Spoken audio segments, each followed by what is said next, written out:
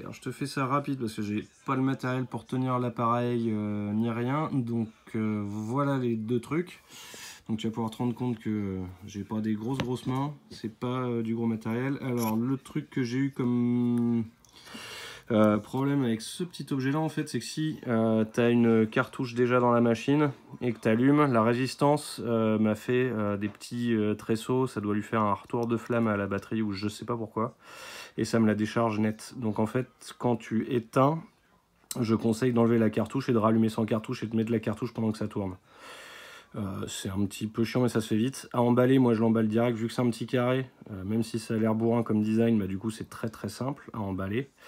Je conseille, alors moi le câble que j'ai eu avec, c'est pas celui-là. Donc là j'en ai un autre qui est plus carré, plus fin et qui s'emboîte mieux ici. Celui qui était à la base était pas très adapté. Donc là je l'ai un petit peu abîmé celui-là mais ça marche toujours bien. Donc malgré le fait que ce soit du fer plast et tout, ça a l'air assez robuste. À utiliser c'est facile, il n'y a que 2 boutons. Celui-là t'allumes, tu restes allumé, ça allume, tu restes allumé, appuyé, pardon, ça éteint. Et il sert aussi à monter la puissance et celui-là sert juste à baisser en fait.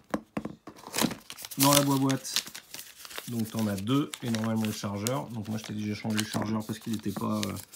il n'est pas très bon, mais ça c'est pas très affreux. Et là tu as la liste des voltages. En fait tu as un chiffre de 1 à 26 qui correspond à un voltage.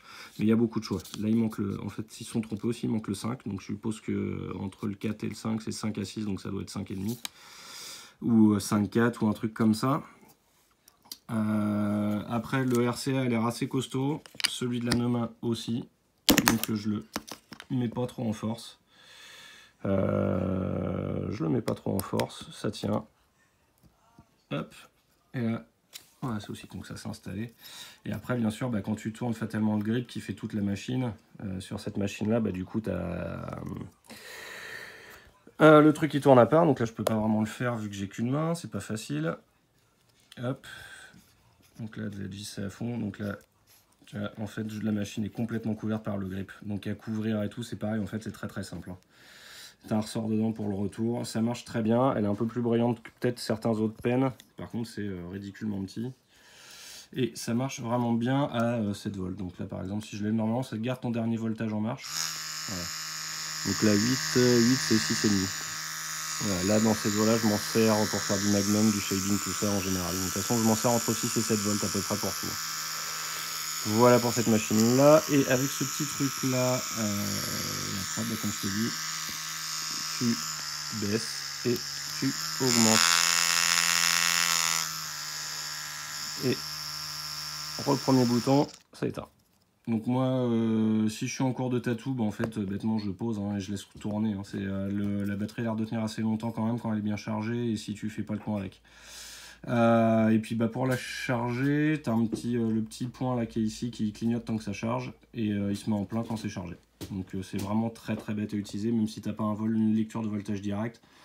C'est pas très grave, tu t'y fais ça assez vite, ça au pire tu te le photocopies, tu le mets dans un coin, ça marche bien, mais j'ai quand même hâte que d'autres batteries sortent, un petit peu plus jolies, un petit peu mieux finies, puis peut-être un petit peu plus d'options de gestion de voltage, où apparemment là ils sortent des trucs un petit peu plus chez Stigma, un petit peu qui vont permettre de régler une espèce de, je suppose, un senseur de résistance ou je sais pas quoi qui va marcher avec leur machine pour gérer la dureté directe avec la batterie. Comment? Je sais pas, mais apparemment c'est ce qu'ils font.